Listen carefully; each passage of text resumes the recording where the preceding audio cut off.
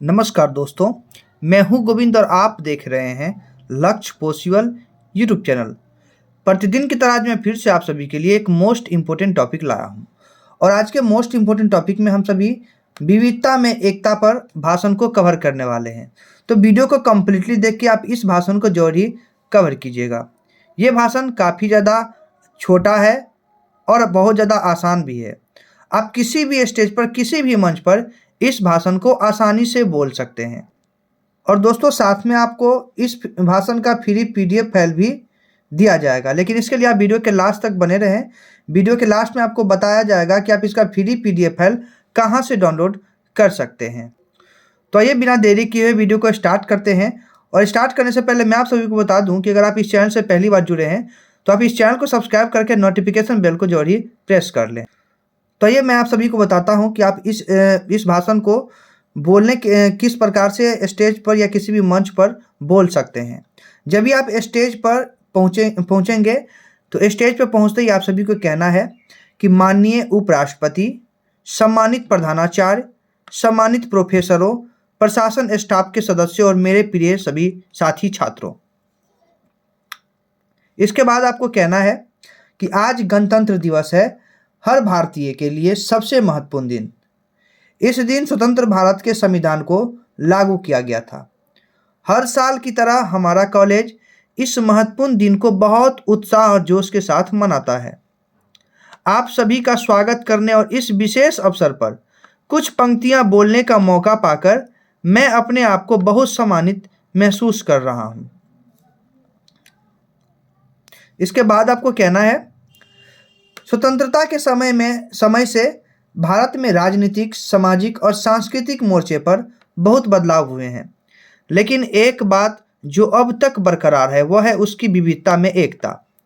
हम सभी जानते हैं, सांस्कृतिक और सामाजिक समस्याओं को हल करने में एकता सबसे प्रभावशाली कारक है। यह धार्मिक और सांस्कृतिक मतभेदों के बावजूद लोगों के बीच आपसी सम्मान की भावना जगाती है।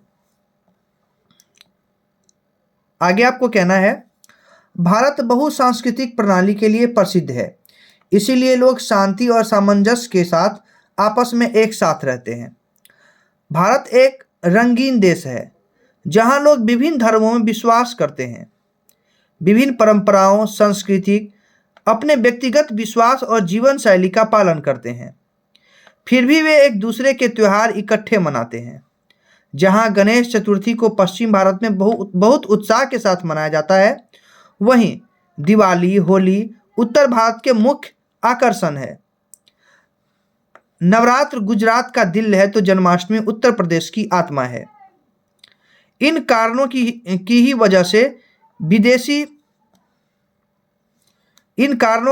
से विदेशी पर्यटक भारत की ओर आकर्षित होते हैं और विशेष रूप से होली, दिवाली, ईद, क्रिसमस, लोहड़ी आदि के दौरान भारत की यात्रा करते हैं। भारत में सबसे पुरानी सभ्यता और संस्कृति है और इनमें से कुछ तो आज भी प्रचलित है। हालांकि भारत में विविध और मिश्रित संस्कृतियों की कोई कमी नहीं है, फिर भी यह प्रसिद्ध नारा विविधता में एकता का प्रतीक है। हमारी वर्तमान भारतीय सभ्यता निरंतर विभिन्न राज्यों की बहुजातियों द्वारा विकसित होती रही है। हम सभी जानते हैं कि मुगल, अंग्रेज आदि जैसी विविध जातियों ने समुद्र और भूमि मार्गों के माध्यम से भारत में प्रवेश किया है। उन्होंने देश पर विजय प्राप्त की और कई सालों तक यहाँ बसे रहे। भारत एक विशाल और बड़ी आबादी वाला देश है। इसमें 22 आधिकारिक बोली जाने वाली भाषाओं के साथ 29 राज्य हैं, लेकिन वास्तव में देश के विभिन्न हिस्सों में बोली जाने वाली 150 अलग अलग मातृभाषाएं हैं।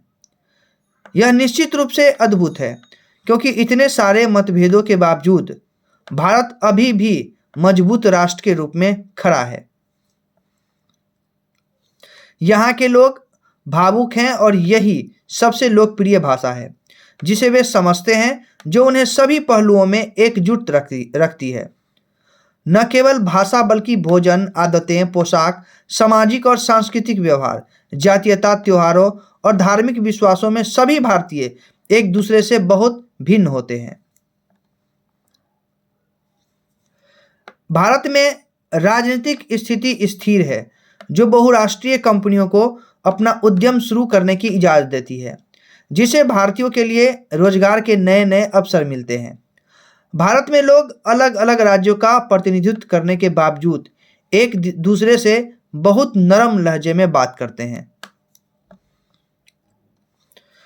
हमें भूलना नहीं चाहिए कि कुछ ऐसे सामाजिक विरोधी तत्व भी हैं जो देश को अपने व्यवहार और गतिविधियों से भ्रष्ट करने की कोशिश करते हैं, लेकिन फिर भी भारत एकजुट है। यह हमारी मातृभूमि की शक्ति है, जिसे हमें विपत्तियों का मुकाबला करने और विविधता में एकता को बढ़ावा देने के लिए ताकत तथा सहनशीलता मिलती है। धन्यवाद।